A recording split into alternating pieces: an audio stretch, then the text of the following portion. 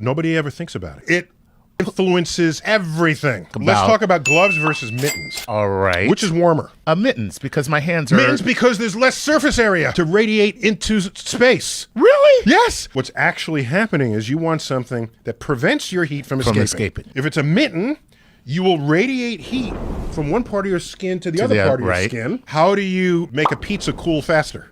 Cut it. Right. Okay. When you cut it, you are exposing surface area that it didn't previously have to the cooler air and for it to radiate to the air. What happens when you are cold? When you said you are cold, I instinctively went like this. What you did was you reduced the surface area of you in exposure to the air around you. If it's hot and you want to cool down, what does your cat do at home? Yes.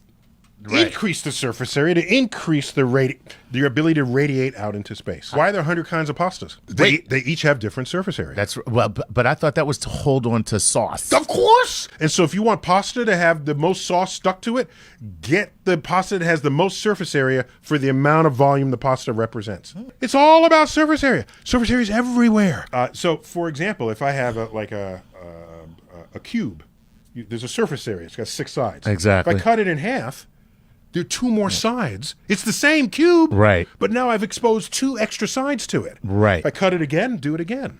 Okay? Now watch. Did you freeze butter? Not anymore. Some people do. No, yeah, I don't. Okay.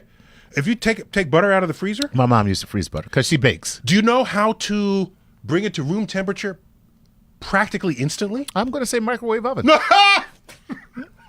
Okay. But sorry, I'm old school here. I'm old school. How grandma would have done it? No. You take the frozen stick of butter and you grate it.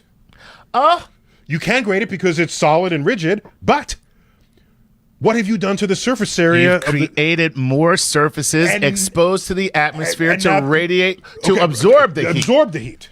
Oh my God, I just thought of it myself. What? I love and I don't like putting ice in my because you don't want to water down very good when you're drinking it. So they make these big balls of ice cubes. And the reason is it reduces the surface area, there you go. Yet it'll still make it cold.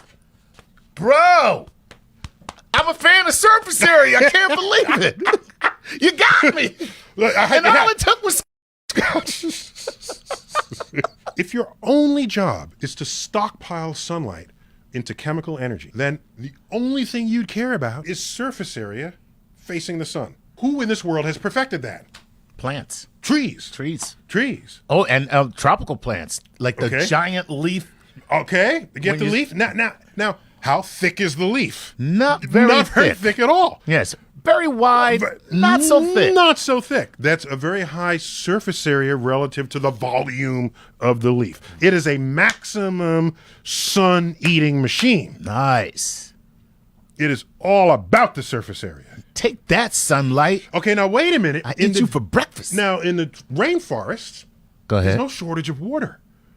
But where there is a shortage of water and there's no shortage of sunlight, you don't want high surface area because you'll evaporate water out of your surface area. So desert plants, dense, chunky, thick, little round. chunky. You ever see desert cacti? They're chunky and round. Walking around. What they have done is reduce the surface area relative to their volume. They're the Danny DeVito of plants. Yes, I get it. So Chuck, you good with surface area? I am definitely good with surface area. Boom. Thank you.